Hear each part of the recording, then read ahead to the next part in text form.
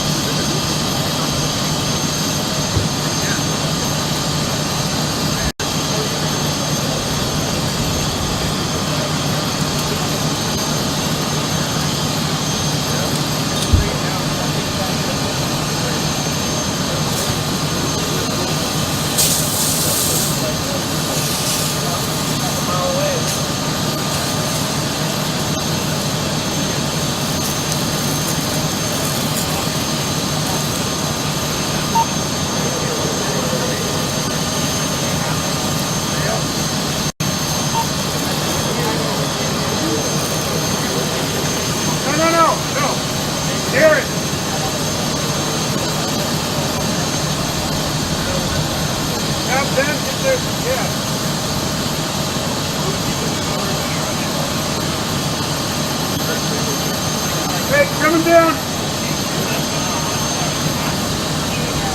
What's up? Yeah. That's the work area. Okay. This is the way we're going to load it down. Ready? Yeah.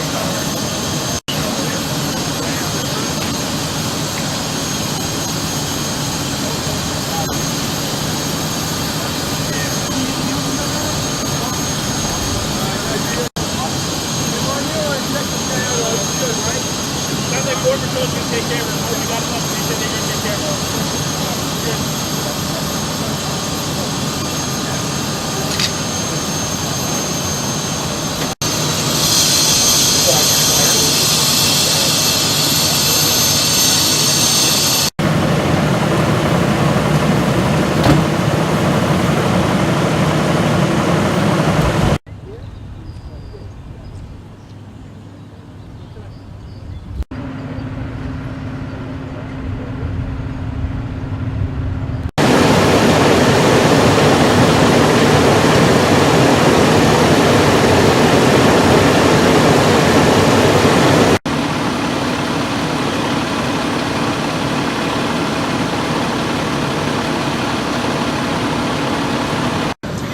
Salaz, S-A-L-A-Z, Battalion Chief, San Diego Fire Rescue. Perfect. Talk about the response that you guys had out here today.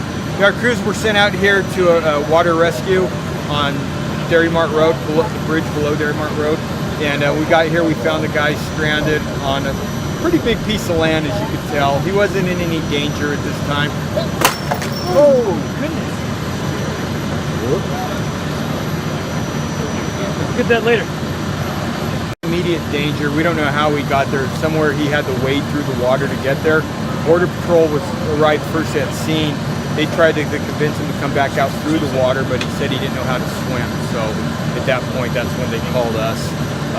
When we got here, we evaluated our options to get him out in helicopter or putting the lifeguards. We have standard lifeguards with us, putting their boat in the water. But it made sense just to slow the whole rescue down and pull him out with our ladder and a rope system. Yeah, I mean, that's the one thing, at least he was in a spot where you could kind of take your time and develop a good plan? Yeah, develop the plan based on the situation. There was no immediate rescue. If there was immediate rescue, we'd probably have the lifeguards in the water right away get him. But since the water wasn't moving, he's on dry ground, just slow the whole plan down and be safe and get him out safely. Talk about what you did have to do to rescue him. Walk us through that. We set up our ladder, we call a life pulley system. So, I mean, you got videos of it, of the ropes on the ladder. So we just hook the ropes up, send the rescuer down, attach that victim to the rescuer, and then just use the ladder to basically, as a crane, to bring the victim out of the riverbed and onto the bridge. Now, you can tell it's a real slow, methodical process. Yeah, I was going to say, not too complicated, but technical. Yeah, it's not as technical as it looks. Our crews train on this all the time, so they're very well versed in it. We had our USAR team here. Also, they're experts in that field. And so usually down here in the South Bay, we have our newer people.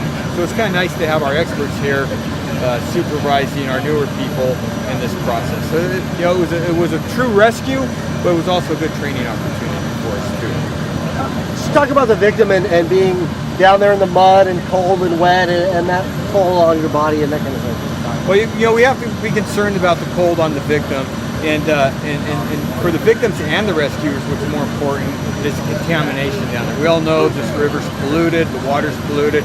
So when we get our victim up, one of the first things we want to do is we want to decon our victim as well as our rescuers and all our equipment. Any Border Patrol lifeguards that go down there to get dirty, everyone gets washed off, and their equipment gets bagged up so we can clean it more thoroughly back in quarters. That was a question I had. We saw you bagging up ropes and clothes and boots. Does that stuff get tossed or does it get disinfected? It gets disinfected, yeah. We don't toss it.